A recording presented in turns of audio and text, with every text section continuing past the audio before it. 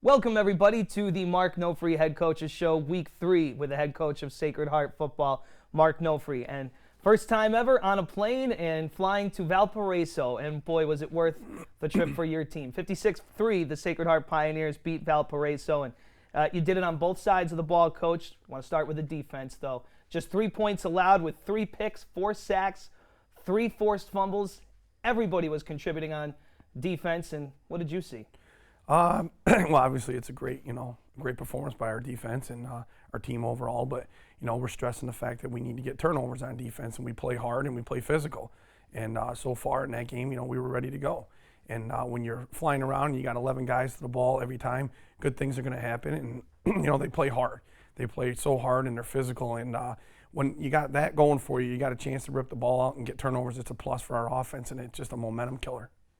You have to love that 3 of those picks came from the front 7. 2 from Connor Caveney, the New England Football Writers Gold Helmet Award winner this week.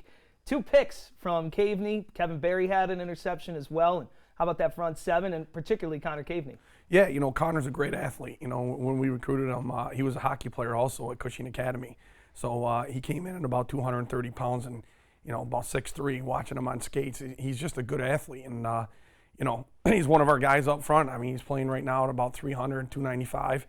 He's agile, he's aggressive, and he's got good hands, and he doesn't seem to amaze me when he makes plays like that. I mean, I know he was a good athlete, and he's come a long way since his freshman year. He's worked real hard in the weight room, and like I said, he's one of our guys up front. And Kevin Berry's always around the football. We talk about a kid that plays hard with his sacks and interception. You look at him, number 42 is always around the ball all the time, and that's what you want out of a linebacker, is be able to cause havoc and go sideline to sideline.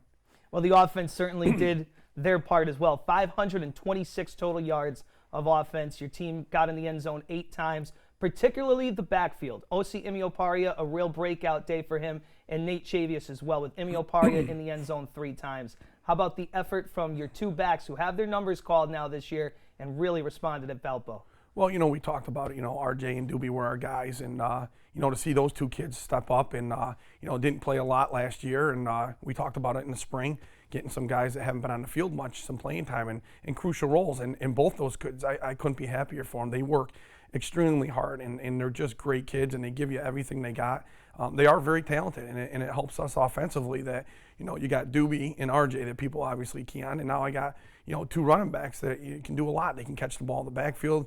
They can run the ball. They're good at blocking. I mean, it gives you more weapons for Coach Polis and spread it out. And when you're game playing, you got to not just game plan for 2. You got to game plan for 4 to 6.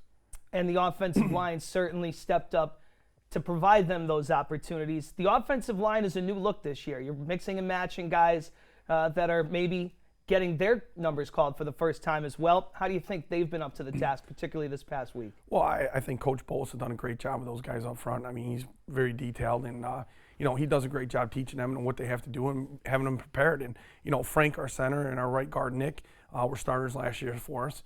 And we slid in Ryan Breen at left tackle and Sean Merrill at left guard, and Sean Peters at right tackle, and they've done tremendous. I mean, they're obviously they've never been on the field, and they got some things to work on like we all do, but I couldn't be happier for those guys stepping up in the first 2 games. What they've done, I think, Coach Bowles said it's a very, very close unit, and they work together real well. And it goes back to having good kids buying into what you're trying to do. And what we teach them and what Coach Bowles is teaching them has been doing wonders. And I hope they continue to improve, and they've been a real bright spot for us this year.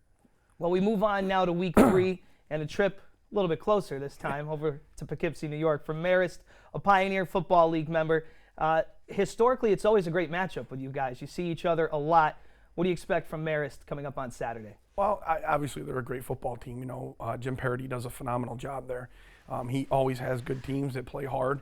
He's a great coach and does great things with the talent that he has. And I think right now our overall record against Marist is like 8-8, so we're pretty even in terms of you look at them and you look at us, the size of the school and the size of the programs and the number of kids, and it's kind of identical, And Jim does a good job. Like I said, they won the Pioneer League 2 years ago.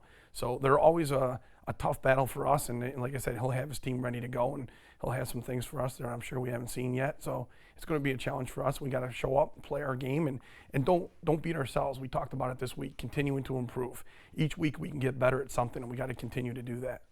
Very good. Well, certainly looking forward to the game on Saturday night. Good luck this week. And as always, thanks for the time. Thanks. Mark Nofri, head coach of the Sacred Heart Pioneers, joining us every week as he does. So it's Marist and Sacred Heart coming up Saturday night, 6 o'clock. We have the call for you on the Shoe Sports Network by following sacredheartpioneers.com, clicking the audio link with a kickoff at 6 p.m.